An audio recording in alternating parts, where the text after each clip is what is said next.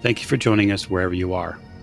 This podcast episode is brought to you by the Old Ways Actual Play Team. This actual play is performed by adults and in an adult setting. While we try very hard to stick to language for all ages, listeners should know that this podcast could contain mature themes, scenes, and languages. This actual play uses the Electric Stake rules by Free League Publishing. All content, including names, places, events, and etc., which may bear resemblance to entities living or dead, is strictly coincidental. And now, onto our show. Thank you for joining us again on another episode of the Old Ways podcast. I am not your keeper, handler, or storyteller this evening. I'm going to be handing the rusty car, possibly, over to our storyteller for the evening, and that is Nate. You know him as your friend, Nate. He is my friend as well. Take it away, Nate. I am Nate. Nate Hughes, just for you, Miranda. And I'll be running this wonderful game of Electric State with beautiful cast. First off. Hi, I'm Alex. You might know me from the Old Ways podcast, Call of Cthulhu Massive Yan Yan Yan campaign. I also stream on Twitch at Team Leco, TEAMLECO, where I do game development and boring commentary. Wonderful. And to Alex's left. Hey, it's me, Miranda. I'm everywhere that you want to be, which is here on the Old Ways podcast. The other end of the table, we have. Hi, this is James. And you may know me also from the Old Ways podcast Masks, as well as certain other voice spectacles. And last but not least. Hi, this is Mike, and you probably know me from the Old Ways podcast. In case you don't, I'm there. Wonderful. And we are playing tonight Free League's unreleased, it's an alpha right now, game, Electric State. It's another Free League edition of a Simon Stellenhag art book. And instead of art, it is set in a post-Civil War United States that never really was. 1975, U.S. was torn apart by a civil war and commenced and officially concluded with a ceasefire in 1984. In the aftermath, new nations emerged in the territories previously known as United States. We're on the West Coast in a nation-state known as Pacifica. The events that unfolded in the U.S. mirror what happened around the globe, leading to a less globalized and more isolationist world. Essentially, the only aspect of society with a global reach is neurotechnology. We'll get into that in a second. So today, it's May 3rd, 1997. Your civilization is crumbling. In the nation of Pacifica, people do whatever they can to ignore the slow-moving apocalypse unfolding around them. They have compelling reasons to avoid dwelling on the past. No one wants to remember the decades of conflict and war that led to this downfall.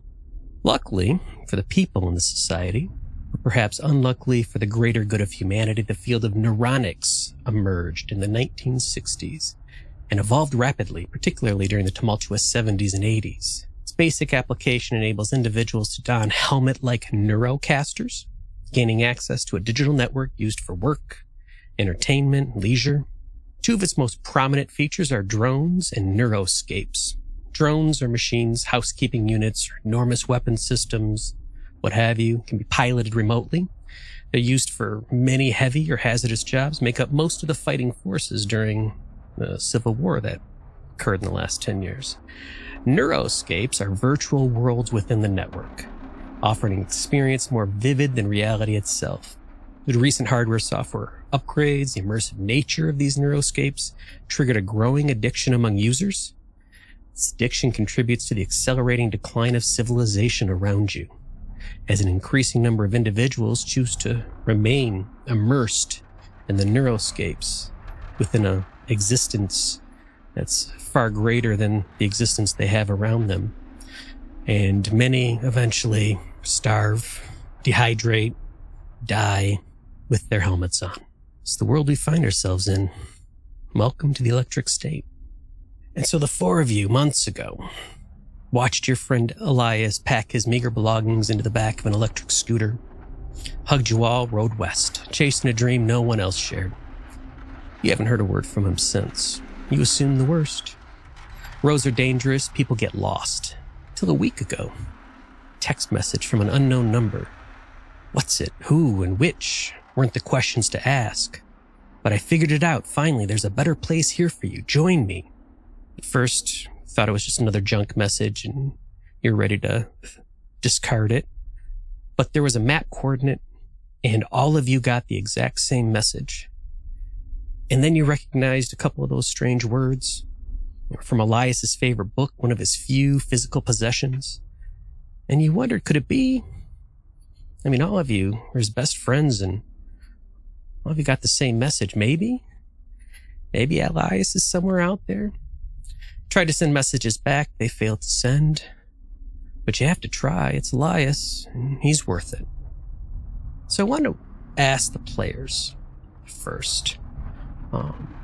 You all are together. Where are you from? Where did you know each other from? How did you come together? And what's that place that you are from like? Sure. So Taylor Mendez is a scientist originally from the San Francisco area, fancied himself a bit of a, you could say, like pre-Silicon Valley intellectual. Was relatively keen on trying to reprogram the human consciousness. And Elias found him beat nearly to death at a gas station. So that's how they met. That's how he was saved and kind of brought in. I wouldn't say Elias took pity on him because, well, he's Taylor's a relatively useful guy, if not humorless, skeptical, faithless, and pessimistic. But he can fix things. He just can't really fix people. Yeah, I think that the sentiment of Elias taking people in, like he was like a keeper of people, protector of people. And so we likely all found ourselves in trouble at some point, be it ambush on the road or just other various means, even just kind of, running out of resources ourselves or just looking for a new place to start over. He is the kind of person that takes people in, and then just being in his orbit allowed all of us to meet and get to know each other and become friends or frenemies in some case, possibly. And then that's kind of how we all know each other. So Elias, maybe a savior, maybe a caretaker, gatherer of lost souls. Is that what we're hearing? I mean, maybe to the three of you, but to me, he's a guy who left me with his dog. So Bo is a bull mastiff and can eat basically anybody out of house and home. And you all got a loving pat on the shoulder and I'll see you soon, and I got a dog leash. And so what I'm really trying to do is track down this guy you all care about and give him his dog back. Because I didn't sign up for it. When Elias found me, I was, let's just say, an arm and a leg short on the cost of life. Pretty literally, he actually had to patch up the shell that I currently use as my body, which is an old Johnny Jolt battle gaming drone, which has been heavily painted and modified. But when Elias found me, I was nearly inactive, the power almost dead, and he was actually willing to part with one of the, what are they, the Vexandium batteries? One of the batteries to power me up, which are like gold. So, generous person. Maybe that generosity, that spirit is one of the reasons why you all gathered your stuff together. Found a car out of the motor pool, took off. Hundreds of miles southeast-ish down the coast towards these coordinates from that message. It's been hard going, can't deny it. Border crossing from the Northern Pacific Unified Territory, otherwise known as Oregon, was nerve-wracking, to say the least, but you made it. You made it into Pacifica. And driving as best you can down this dying civilization, backtracking after a road disappears into a private, fenced-in, armored enclave, or clearing a derelict military drone from out of your way, maneuvering around the dangers of San Francisco Memorial City. Half graveyard, half cult, half people just trying to live their lives. It's been quite a road trip for you. Not traveling through a dead country, but it's certainly on its way. And there's many areas that no one seems to care about anymore at all. Nature's greedily taking those highways and rest stops back. The morning of your third day on the road, you've just passed Antioch heading towards Modesto. And Modesto is sort of where that GPS reading is sending you. Car shadow stretches ahead, past a dusty truck parked on the shoulder, the municipal logo on the door. Driver's still in the cab, Neurocaster on. A couple 100 feet beyond that, a couple construction barriers set up on the left and right side of the road. Not blocking the road, they're just sort of setting there waiting. Should be an active construction area. Bridges under repair. You can see a crane, the top of a crane poking up. And the bottom of it, wherever this bridge is crossing, it's on the ground underneath. And that road ends in a jagged break. And as you drive the last few feet towards that area, you can see no movement, no activity. Plenty of construction workers, all of them that you can see motionless, Neurocaster helmets on their heads. And the faint movements that you recognize as someone deep in the electric state, twitches and involuntary jerks, the nervous system, the only thing you see moving in this entire construction site. Radio's on. There's a generator hooked up, but no construction being done. See a small footpath. It's in active use. Trash and litter and such. It's probably where the construction workers make their way up and down off this bridge. It's marked out on the right side of the road, leads down probably down and underneath. And as you put the car in park, turn it off, the only sound is the water flowing from the river below the roadway. And the cicadas making their scree noise in the fields around you. As you get out, go ahead and introduce, I guess, your characters, what you might look like. Electric State characters have an archetype. It sort of defines what they are and what they are most attracted to in terms of activities or skills or traits. Why don't you go ahead and describe that? Maybe the talent that your characters have chosen, and your favorite song, anything else that might be distinctive. Let's go maybe in reverse order as Mike gets out of the car. Yeah, John Saunders is the character I'll be playing this evening. Archetype for John is outsider. He's a couple inches shorter than the preferred by the ladies, 6 feet tall. He's roughly about 80 kilograms. He has dark hair, shaggy, probably long at back. And he wears a Iron Maiden t-shirt. Has a flannel wrapped around his waist. He's got big black boots that look like they've seen some serious miles. He's talented, though. He's a mechanic, not by trade, but by necessity. His big dream is to burn the corruption in this world. And if there was a song that he had to put on his gravestone, so to speak, it'd be River of Deceit by Mad Season. Come on, Bo. Right rear door opens, and with the small bit of struggle, the larger metal frame of the drone body swings its legs out of the back seat, stands up. Oh, I imagine that feels fantastic. Where are we, by the way?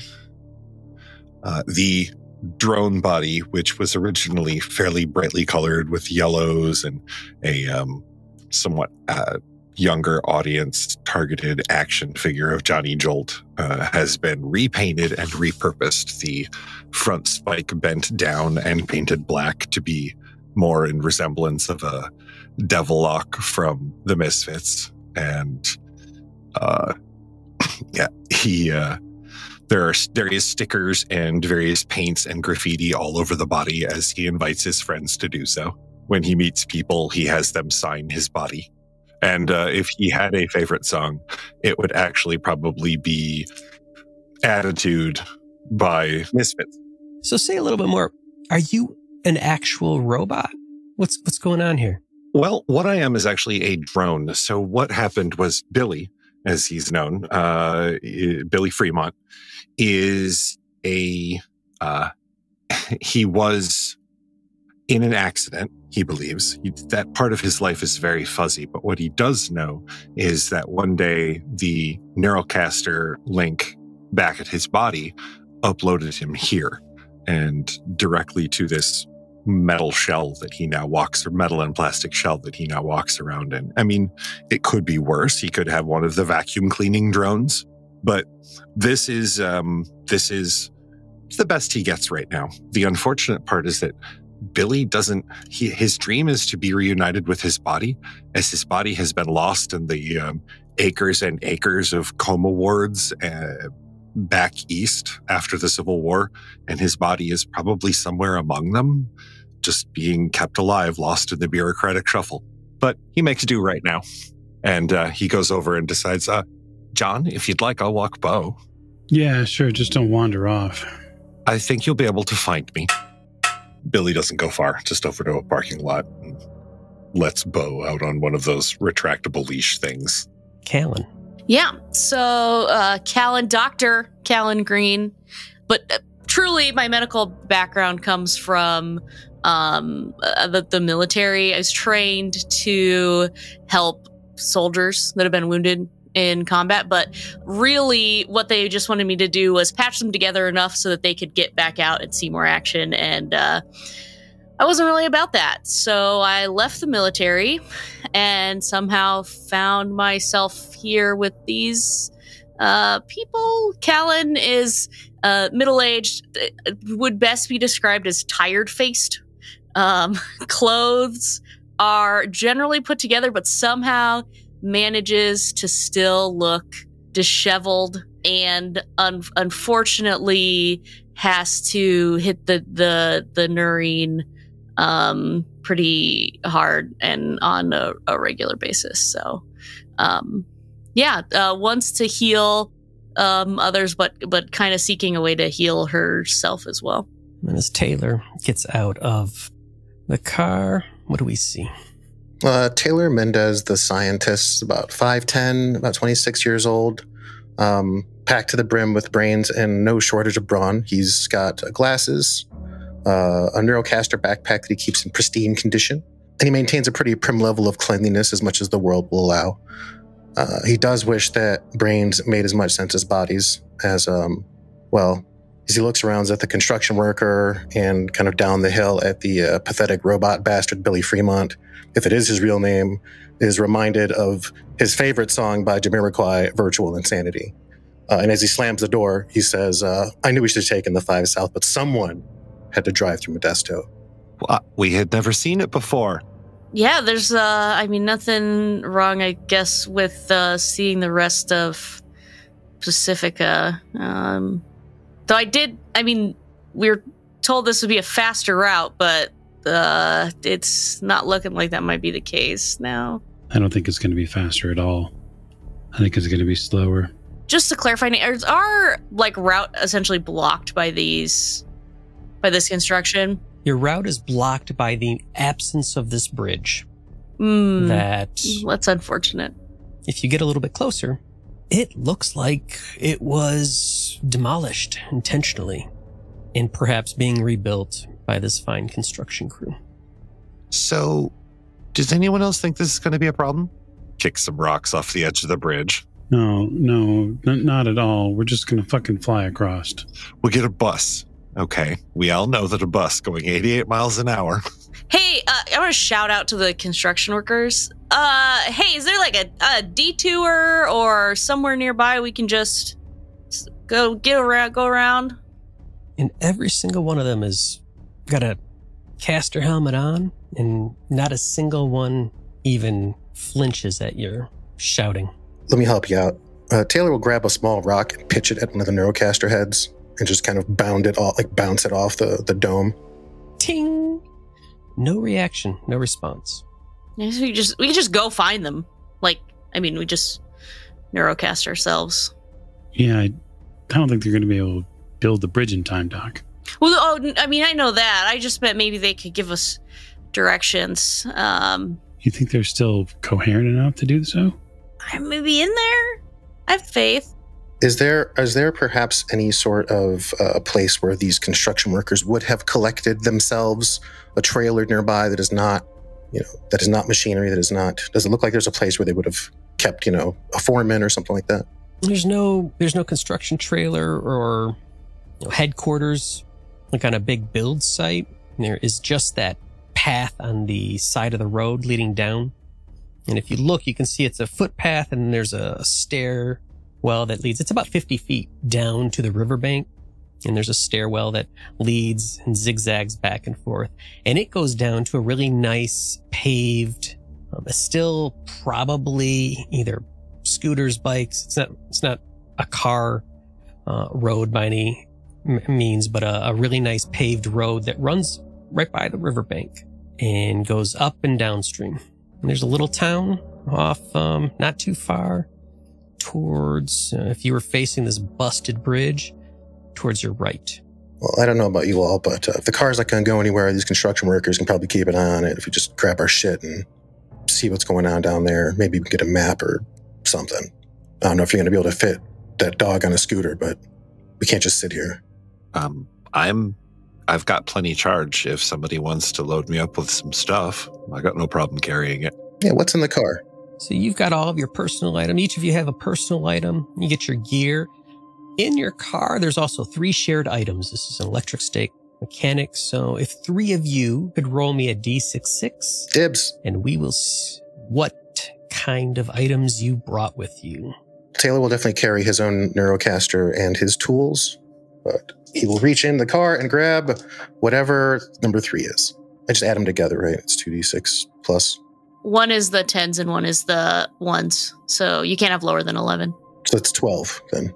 So Taylor reaches in and pulls out some tools that can be used to repair large vehicles. Basically can be used to repair anything that moves. Drones, vehicles, perhaps a crane, anything like that. Is that in addition to my tools? What kind of tools do you have? I have general tools. There are multiple. So general tools can be used for any kind of general repairs. Mm-hmm. There's general tools, there's vehicle repair tools, there's weapon repair tools, and there's Neurocaster repair tools. Okay. So I reach in and I grab a second set of tools because you never know. Mm-hmm. Mm-hmm. It's like a snap-on truck. Because if it's broken, I can fix it. And I strap it on and I start heading down the hill. Okay. Doctor? Yeah, what does a 41 get us? Ooh, and you reach in and you pull out a Walkman. Hell yeah. Mm-hmm. And the Walkman has a, what do you think, Callan? Is this a tape cassette Walkman or is this a CD? Oh, yeah. No, I don't need no skips. Okay, so you don't want to upgrade to a Discman. It's a tape. It's a cassette Walkman. And all I need is Love Fool by the Cardigans. That is the tape that's in it. Once per day, you can listen to that, or anyone can listen to it, and they can regain 1 hope. Is it the kind of like with the single on one side and the instrumental on the B side? Is that just the same song on both? Yeah. It's my Love Fool single tape. Yes. What do the headphone foam pads look like? Ooh, they're not. They're the little ones that go in your ear but still go up over your head. Oh, okay. Yeah. A little more modern Mm-hmm. than. Okay. What's our third tool thing that we pull out of the car? I will reach into the car and I will extract a 56, whatever that is. John actually pulls the spare tire up a little bit and reaches underneath to pull out his handgun, which is what 56 is. Obviously a weapon. Electric State doesn't care about ammunition, which is nice. Cares about reloading. So that takes a turn if you're using a handgun in a combat situation. But apparently it is unlimited ammunition, and you are able to secure that on your person. I mean, I'm going to guess that John is probably the best shot we have anyway. tuck it into the flannel, like into my belt and my pants, and sort of cover it with the flannel. Try to look inconspicuous, fail miserably, and then move on. So are you going down this staircase thing, or are you? Sounds like it, yeah. Is the staircase wide enough? Are the stairs wide enough for me to maneuver? Yes.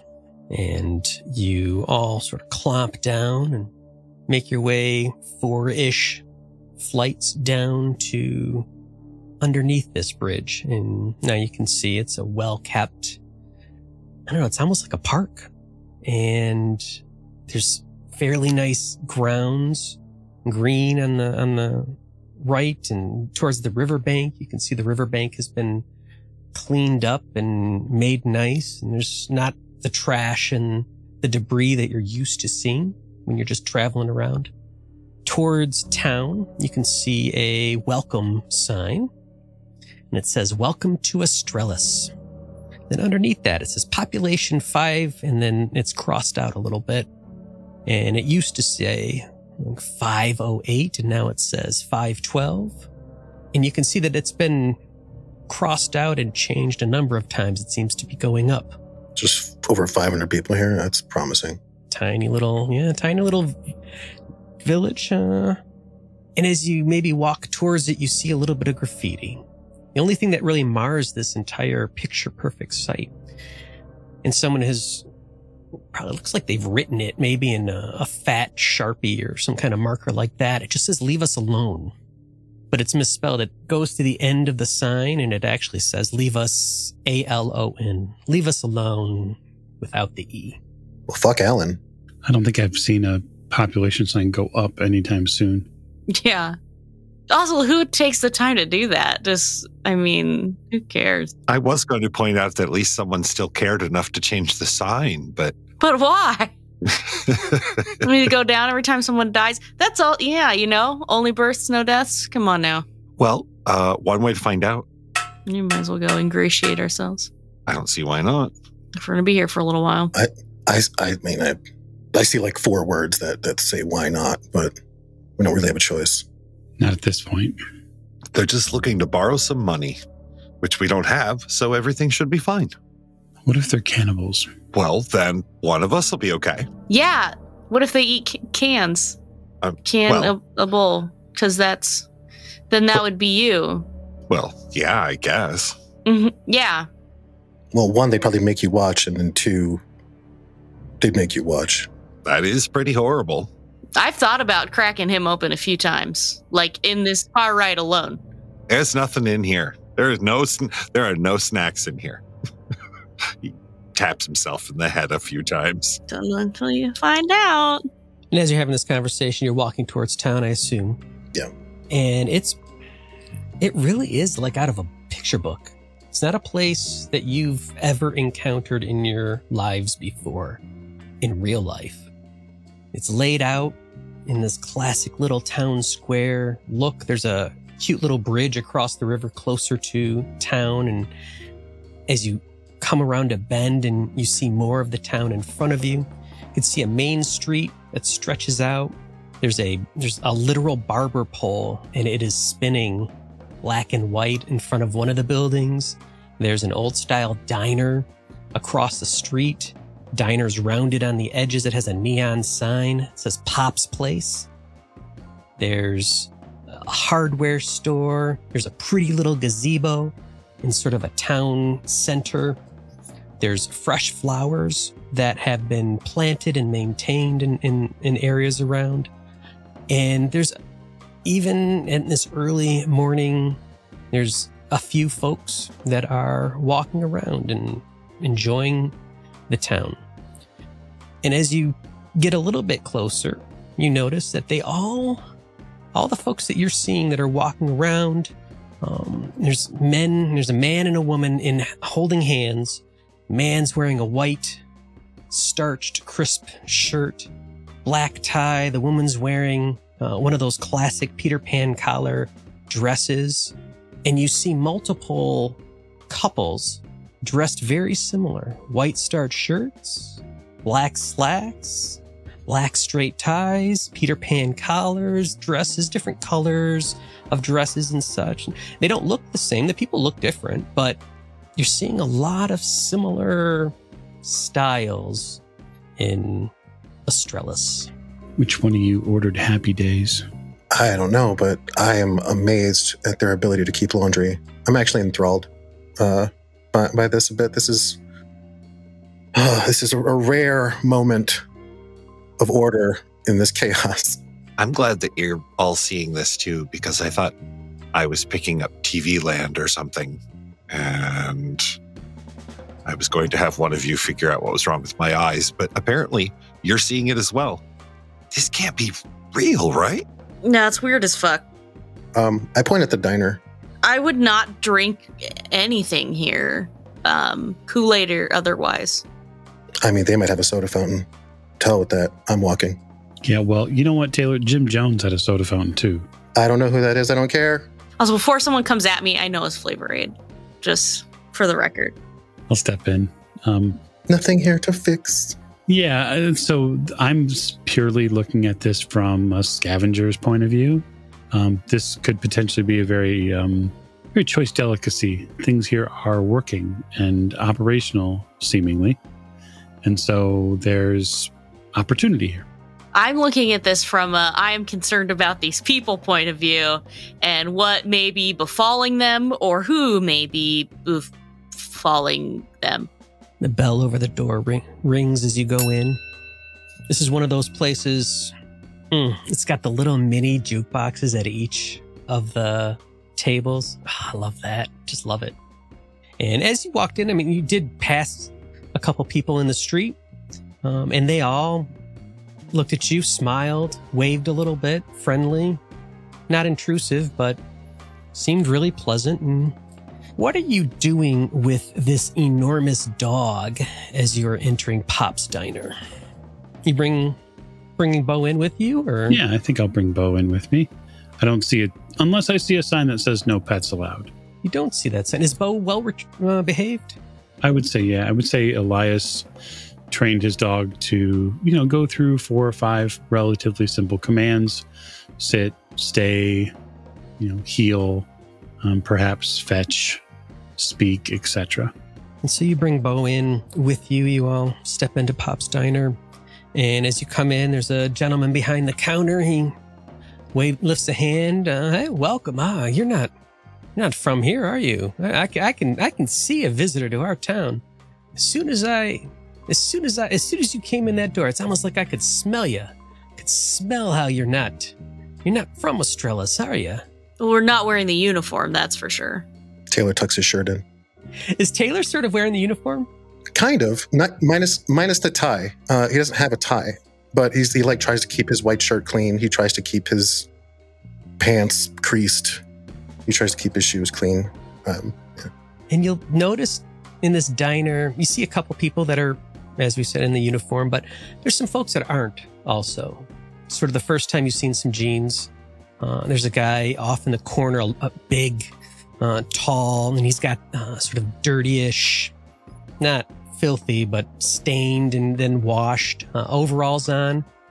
He's got a hat pulled on and he's eating eggs. And so there's not a total uniformity when you come into Pop's. And the owner, proprietor, whoever behind the counter, he gestures you in. And I'd like one of you to make me an empathy roll. Who would like to make that roll? I'll just opt to fail. It's fine. I mean, I'm happy to make it.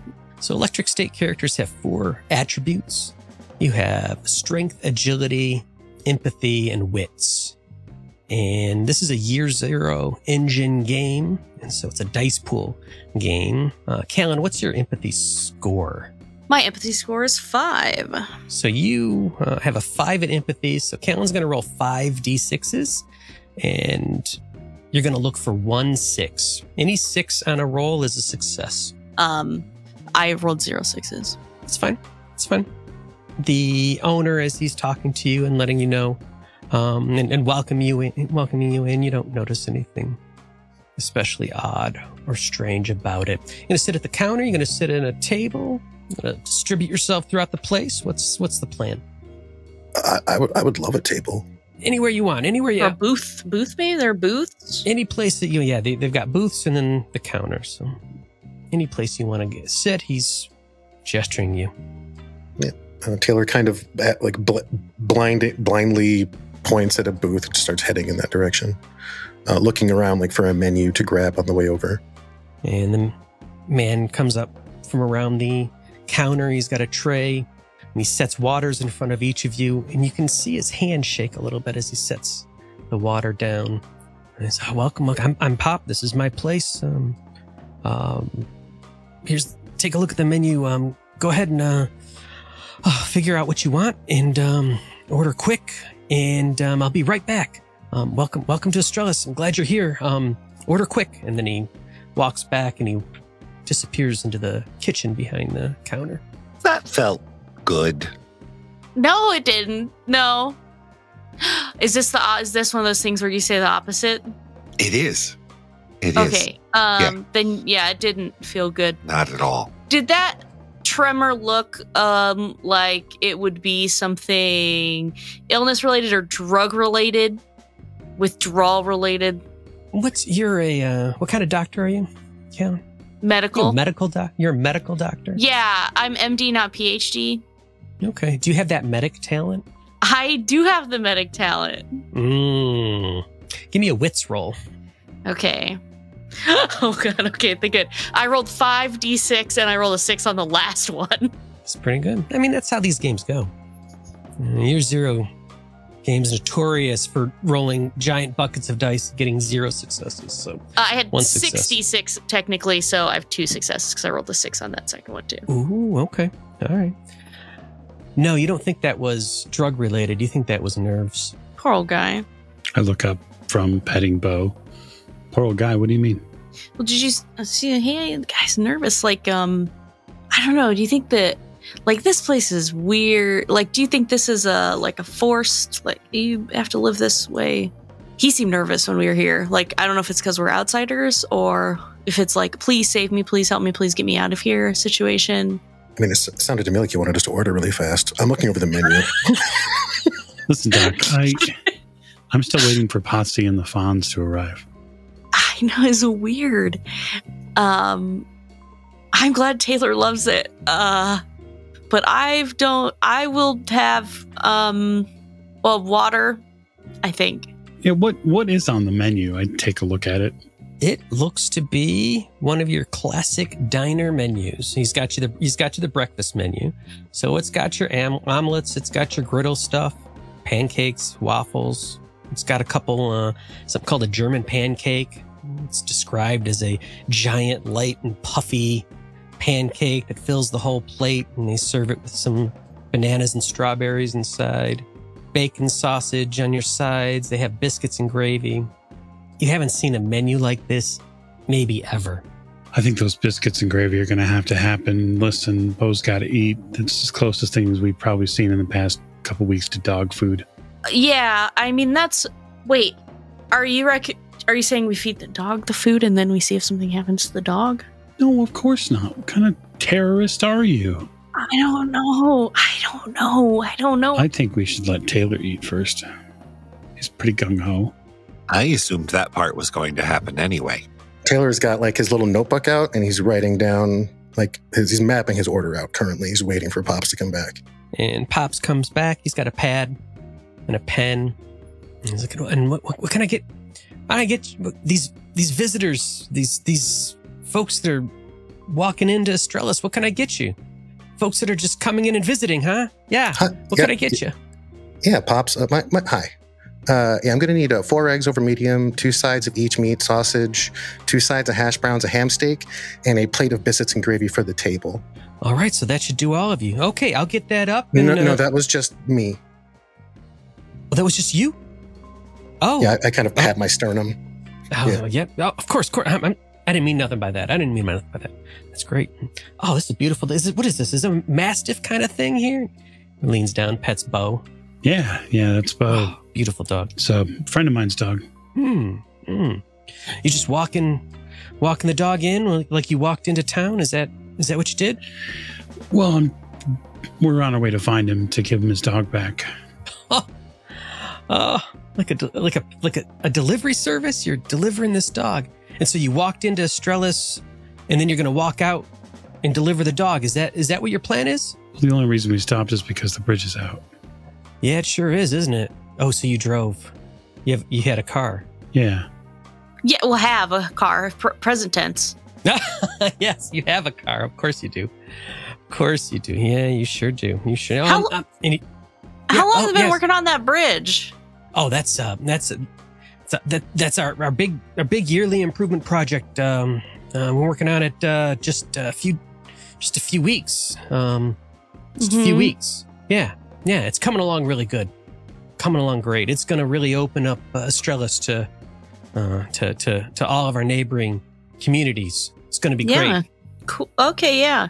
He takes the rest of your orders, unless you really want to order. Tell me what you were ordering. Otherwise, he'll just take your orders. Yeah, that seems fine to me. I point a few things on the menu and... Yeah, okay. This... And he points at Billy. You're not going to eat, right? Servobot has no need for human food. Just hopes and dreams, Pops. Does it really? Okay, I was going to say, I was going to question, do you really talk like that? I haven't, but okay, yeah, that was a joke. It was a joke. All right. Okay. Are you, so I assume your pilot, is your pilot in your car then? He's looking at Billy. Your drone pilot is in the car? Is that where you're waiting? In the car? Billy doesn't say anything. He just lets the awkwardness happen. He doesn't like to talk about it. Yeah, we don't talk about it. Can he hear me?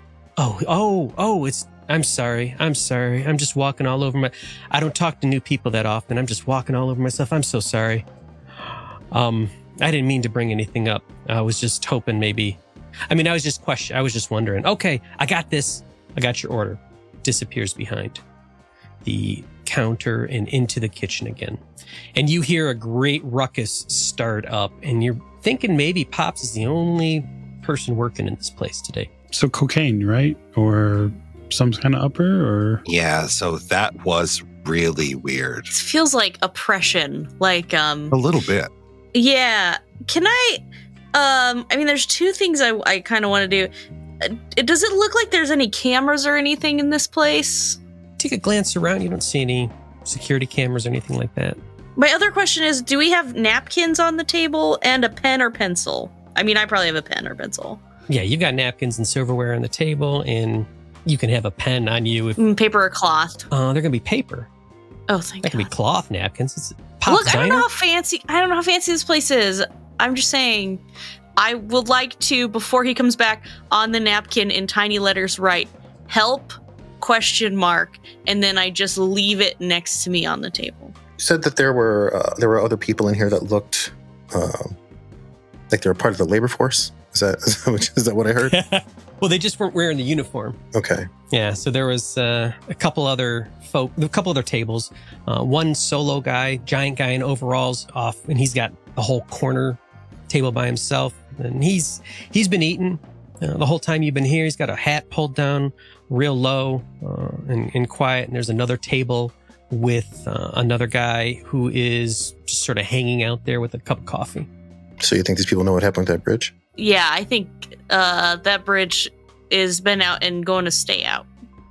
Look, I get all the concerns and stuff, but can we just get through breakfast and then turn this place into whatever hell we're going to turn it into?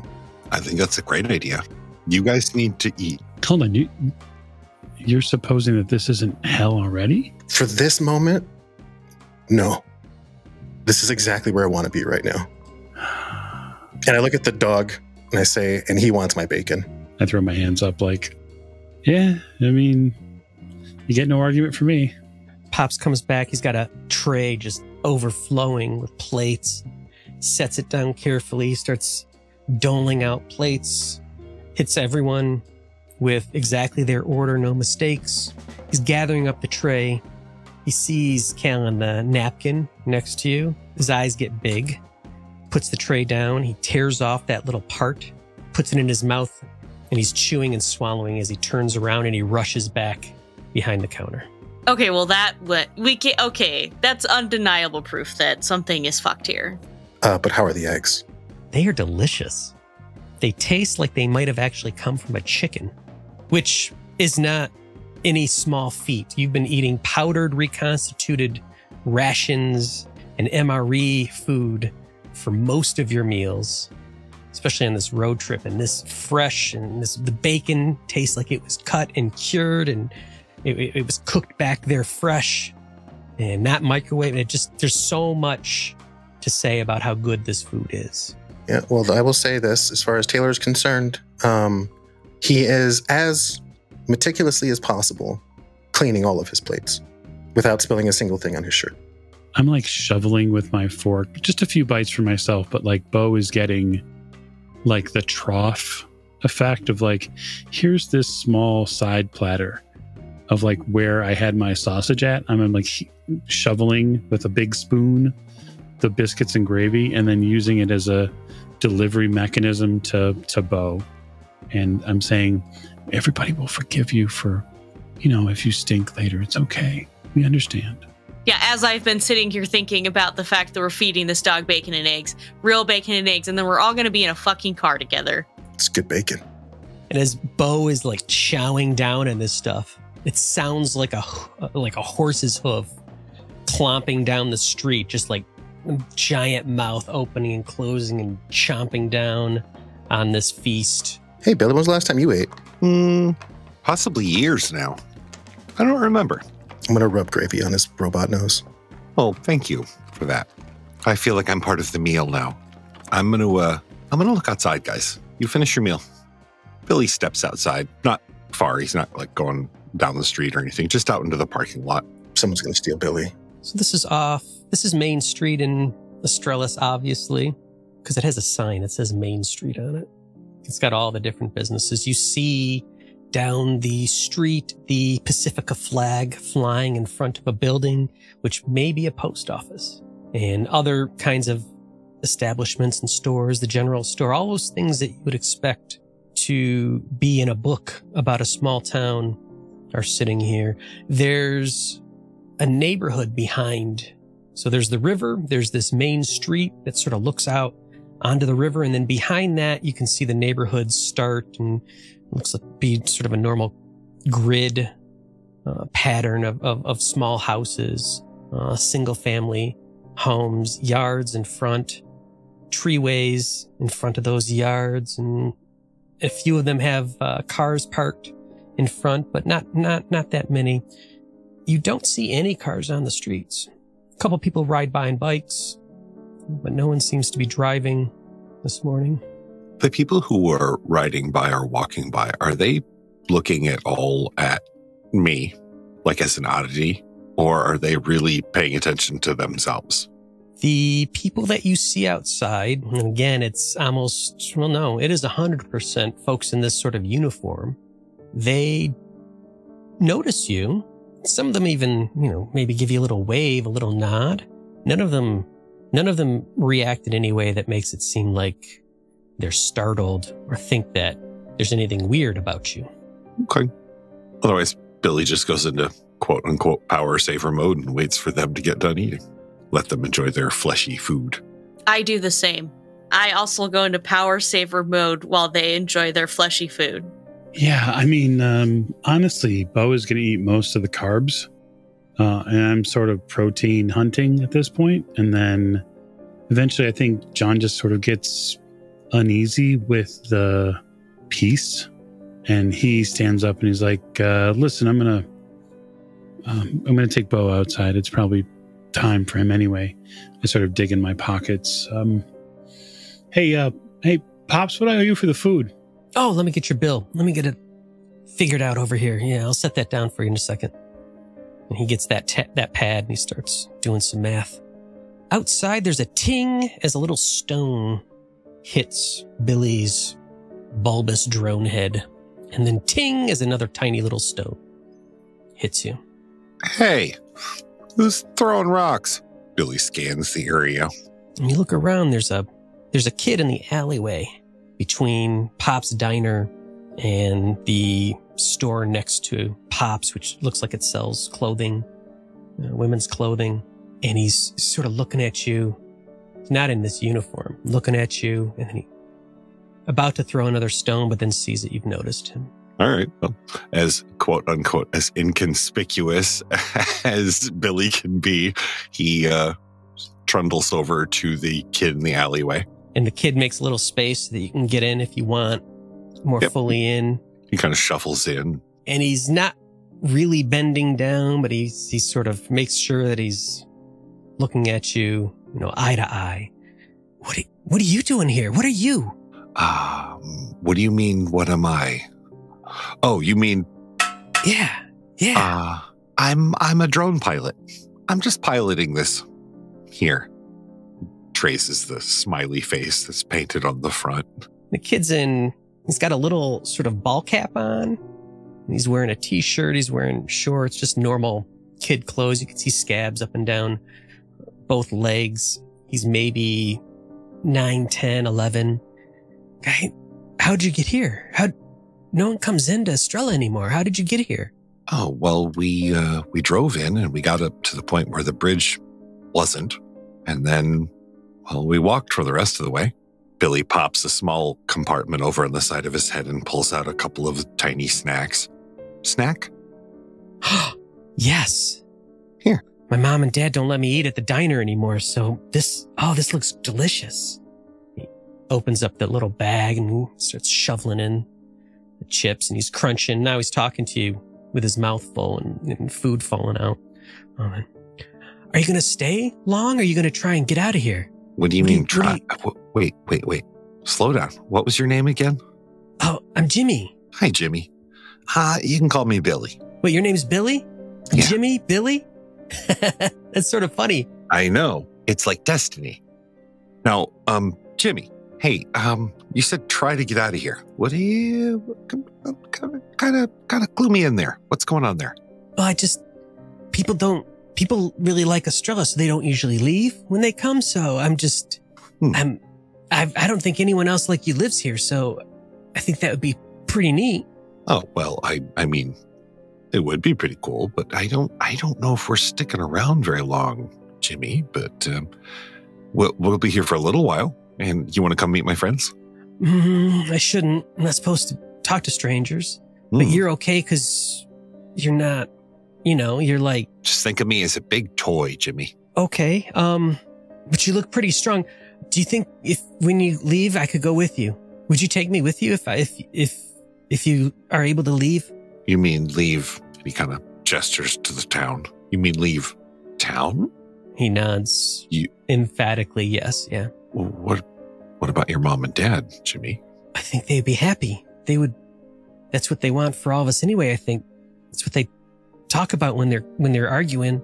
Hey, I tell you what, Jimmy. I look out of the alleyway once or twice, make sure nobody's looking. I tell you what, you stay right here, okay? I'm gonna go get one of my friends. I want them to meet you, but I'll make it secret. Okay, I'll try. Okay, so maybe hide here a little. Okay, I'll try. I feel like hiding is a good thing. I don't know why. Billy clumps out of the alleyway and back over to the diner. And John, if you left the diner, you would have noticed Billy gone. Probably wouldn't be too hard to find him if that was your intent. And Pop comes by and he drops the bill on Callan and Taylor's table. Yeah, actually, go ahead and add one of those pies onto this. I'll be taking that with me. And piece of pie, or do you want a whole thing? The whole pie. Just wrap it up best you can. I gotcha. Yeah. And he turns around and he goes to get your pie. Yeah, I just John makes sure that he pays his bill. And then once he does, he's outside with Bo and probably looking around for their more metallic friend. You're struck by how peaceful it is. And that peacefulness makes it pretty easy to catch the whispered sounds of conversation from across the street. Not across you, in the alleyway behind you. And you look over and you can see sort of Billy talking to someone in the alley. Yeah, I walk over with using sort of Bo as the reason. Like I guess I don't know if that's the right word for it, but I'm gonna pantomime like What I'm really doing is making sure Bo has time to use the bathroom. But I'll go over towards Billy. Is that your dog? And he's looking around. He's sort of pressing around Billy to look at Bo. It's a friend of ours, dog. Do you want to pet him? His name is Bo. He's a very good boy. Oh, yeah, I want to pet him. All right, I want to pet him. Go ahead, Jimmy. He runs over and he basically puts his arms around the dog's neck. Easy. And he puts his head into the dog and he's, how's Bo reacting? This kid is just melting into Bo. Yeah, so the way I see Bo is he is 100% that sort of lovable, you can do anything you want to me as long as it's not directly aggressive, right? So Bo is probably amazing around kids, but the inverse is that Bo does not know how big he is. So when he gets riled up, he doesn't understand how heavy he is, how much impact he can have. He's kind of like a furry toddler in that regard. And so Jimmy has buried himself in your dog, and he started to shake a little bit, and you realize he's crying. Billy stands up. And Bo is sort of getting a little almost playful or hopping. I need you to make me a strength check. Yeah, absolutely. John, not the strongest person. Strength of 3. I have 1. And you easily maintain and keep Bo both present but calm as this 10-year-old boy who's just emerged out of the shadows and jumped at your dog is hugging him and petting him, and then you can just faintly hear quiet sobs. John? Hey. This is my friend Billy. He says that he would like to go with us when we leave town. And while there's no facial expressions really to make the expression with, he nods his head a little bit towards Jimmy, as if it were very weird. Yeah, well, we only have so much space in the car. I sort of say through gritted teeth, but I'm sure there'd be an awful lot of people who would be sad if you left. Everyone would be... His face is in the dog still. Everyone would be happy if anyone left. And there's the other thing that the new friend Jimmy told me, John, is that everyone's goal is to get out of this town. Everyone? Everyone, including his parents. He said his mom and dad would be more than happy for him to leave town, as it's all they want. Yeah. Okay. So I'm going to run all that by Dr. Kellen. You stay right here. Billy points at a fairly large WTF sticker that's stuck to his upper chassis. And Pops sets down a full, let's call it a cherry pie, double crust cherry pie. In front of you, it's in the pie pan, and it's wrapped in a bag. And he sets down the bill. He says, I hope everything was to your liking. You're not going to be here for dinner, are you? You'll have left by then. So you won't be here for dinner, but if you are here for dinner... Well, it depends, Pops. Is it as delicious as breakfast was? I pay him. I'm generous with the gratuity. So I'll probably pay him plus, 30%. He looks, he thanks you. And his eyes are looking at you and they're saying no, it's not as delicious, but he's saying, yes, of course. Of course. Tell you what, Pops, we'll do our best to get out of your hair. Do you mind if I ask you a question or two just before we go? Since we are so new in town. Absolutely. Yeah, happy to help. Where can I get one of those fine white shirts with the tie accompaniment? And the color sort of drains from his face a little bit. He's, well, I don't know if anyone in town really sells those. Because since we're going to be leaving, I would love to have one as a kind of memento of our time here. He looks around. Usually, the folks that have those, they come with them. Really? Yeah. I don't know anyone. Next door there's a place that sells clothes, but those particular, and give me an empathy roll, if you would. Sure. Is that your worst? Callan could also give me an empathy roll too. You're both there. Hey, I got one. It's fine. Oh, good. And I'm asking for an empathy roll because anytime you're trying to either calm, comfort, charm, intimidate, this is the social skill within Electric State. And Pops is very reluctant to share anything. He's afraid of sharing too much with these strangers. But you said you got one success? Yes, but I would like to, I'll just, it's not really charm. I'm not really softening him up. I'm just too cold to care, really, that he's bothered. I really want one of those shirts. So I think he looks at that and that actually reassures him.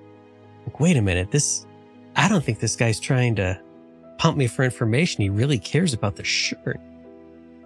No. Those shirts come with their owners. I'm sure there's some white shirts next door, maybe some button-ups, but those particular shirts, and he's leaning in now. He's talking closer and quieter directly to you two. Those don't come from here. Those come from somewhere out west. Wait, so those people just showed up with those shirts and that's all they wear? Well, they showed up. Fine, upstanding members of the community. Can't complain. But yeah, and then they showed up and they kept showing up and kept showing up. And there's maybe 9-10 families now. 9-10 whole families? Well, pairs. Always in pairs. Yeah. I mean, it's a real boon because we don't have a lot of folks showing up, and they've really cleaned things up. They've really fixed up a lot of things, but there's pros and cons, right, to every situation, and there's some cons to this situation. That's why if you don't want to stay here for the long term, I'm just saying you probably want to get a move on. I'm surprised you were able to even come into town. Frankly, I'm not sure what was going on. Usually the construction workers redirect you on a detour, make sure that no one enters in. So I'm not sure why. Oh, we tried, but they all had Neurocasters on. Really? Yeah. All of them. All of them? Every single one? Yep. All the ones we saw. I didn't check the outhouse, but... You didn't see any detour signs or anything either set up, so it was just... Well, I don't know. That's something strange. That's something that hasn't happened before. Oh, so last you knew they were working on the bridge. Yeah, the construction workers are out there keeping folks safe from falling into that area and diverting them away from town. Yeah. Gotcha. Well, Pops, I appreciate the pie. I'll raise the bag as I kind of put it in my bag. You're welcome. Great eggs. There's no hotels in town. I'm just going to tell you that straight up. There's no... Pops, we get it. We're going to get the fuck out, okay? I pat him on the shoulder. Yeah, okay. Yeah, I stole one of those shirts, though. Taylor starts walking toward the door. Taylor, maybe we could beat up one of those pairs of people and just get you a shirt that way. Taylor cracks his neck. John, you were heading back towards the diner to reunite, and you probably see Callan and Taylor stand up and start to head outside as you're doing that. Yeah, I think John probably feels like his pulse going up. And so he's starting to look around the streets, and he's trying to make sure that they're not being descended upon by a bunch of good humor bar salesmen. Nothing like that seems to be happening yet. I stretch, give a good, nice, like the ye old I ate too much at Denny's stretch as I leave. And I get that look of, oh, fuck, what now? As John comes over. Hey, Taylor, how you doing? I sort of finger gun at him. Fuck, what? So we have a problem. Billy has made a friend, and now that friend wants to come with us. We're like a real friend? Yeah, it's a kid over there. He got all over Bo, and, he cried his ass off or whatever. And then, surprise, surprise, not only does Jimmy, Billy's new friend, want to come with us, but Jimmy said that his parents would love it if Jimmy left, and that is the exact wrong kind of person that we want with us. Yeah. Where's all this going? Callan, you here? It's right over there. Yeah. It's Billy waves. no, but like, is it bad because like the kid is bad and his parents are like, please take my child, or is it like, I think you're gonna get. Please take my child. Please get them out of here. I think you get the answer if you figure out whether or not his parents wear the shirts or don't wear the shirts. Because if they don't wear the shirts, they're probably not the movers-ins who cleaned everything up, whom I'm loving to hate right now. Wait, yeah. What? Yeah, those weird beshirted people, they come in pairs, and always pairs, and they're the only people that come, and then no one leaves, and that's it. And you can't buy those shirts anywhere. Taylor tried. Can't buy them anywhere. They come with their shirts, and they come in pairs. What are they like? Just like Noah's Ark? Kinda. Yeah, but there's more of them. But then, I don't know, Pops was being all weird. Remember I wrote help on the napkin and he fucking ate it? Wait, there was something written on that napkin that he ate? I thought he was just weird. No, I wrote help ? On the napkin and he tore it off and ate it. And I didn't see any cameras in there. Either way, we should be going. We've eaten a very expensive breakfast, but very filling. I pat Bo on the head. But I don't think we should linger here any longer. I'm a little fucking concerned that we're not going to be able to leave. I'm not going to lie. He was shocked that we had a car, that we came by car, and said that those construction workers always detour people. And so he wasn't sure how we got in because apparently it's their fucking job to detour everybody. And now we're here. I bet you can't buy shit for Noreen in this place. I'm out. And you know what? It's fine. We're going to go back to the car. Car's being gone. Car's gone. I bet the car's gone. Well, either way, the car's not going to help us move forward. All we can really do is go backward, right? So we just go back to the car and turn around and take the 5? Yeah, I guess. Hey, Billy, the fuck are you doing? Holding the leash and kind of shrugs the best he can. And he points back towards the alleyway. We haven't addressed the problem here. And when you say that, a whistle, like a factory whistle, a shop whistle, blasts throughout town. And Billy, you see Jimmy, he sort of jumps up. Oh, wow, it's already time for the count. The count? I'll see you later, Billy. It's time for the count. And he turns around and he starts running back down the alley the other direction from you. Okay.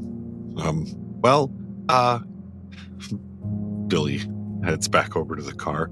All right, well, short term, it seems like the problem has fixed itself. Long term, my gut says that it's gotten worse. Your gut's gotten worse. The 2 people in the diner, they come out. Pops is walking up. He hands the large guy that was in the corner a yellow card. It says, proxy me. And the guy nods his head, and they come walking out, and Pops goes back into the diner. He looks at you. He's, yeah, it's the count. That's a city thing. You don't have to worry about that. I guess. And then he goes back inside, and those folks that were in the diner, they push out and they turn left and walk more towards the center of town. Oh, wow. They're similar direction where Jimmy ran. They're head counting. Yeah, I don't want to be head counted. I don't want to be considered part of the population. They go up there, they scratch off that number. They add 1, 2, 3, 4 more. 5 more. The dog, I guess. Yeah, let's go. So just no discuss it anymore. Okay, well, where are we going? Well, I mean, I think Taylor is right. We can go back and just get to the car and go to the 5 and keep going. Okay, if you want to, let's go. Well, let's entertain the worst case scenario before we get to the car and realize it's not there. What if the car's not there? Can we consider the worst case scenario as we walk out of town? Sure. I'll just be thinking about it the whole way. Also, who gave the construction workers the Neurocasters? If they're not supposed to be on Neurocasters, they're supposed to be detouring people. That's also very suspicious. Because they don't want the bridge rebuilt. Well, I know that, but I think that it was their job to just pretend to build the bridge and to be like, go around. Because I don't think this place wants strangers in it either. Then let's just go ask one.